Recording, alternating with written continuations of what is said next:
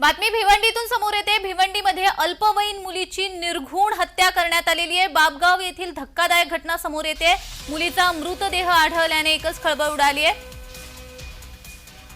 भिवंडी कल्याण सीमेवरील गांधारी पुलानजीकच्या बाबगाव या गावामधील कब्रस्ताना परिसरातील निर्जन स्थळी एका 13 वर्षीय अल्पवयीन मुलीची निर्घृण हत्या झाल्याची घटना सकाळी उघडकीस आली आहे। या घटनेने संपूर्ण परिसरात खळबळ उडाली असून घटनेची माहिती मिळताच स्थानिक पडघा पोलिसांचे पथक घटनास्थळी दाखल झालंय।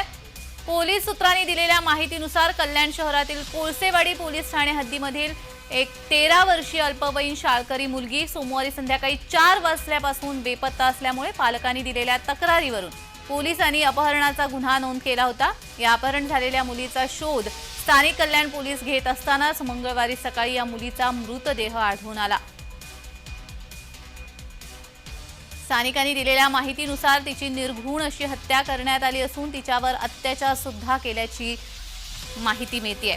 कल्याण आणि परिसरामध्ये मागील काही दिवसांमध्ये अल्पवयीन मुलीवरील अत्याचाराच्या घटना वाढल्या असताना ही दुर्दैवी घटना आता समोर आली आहे।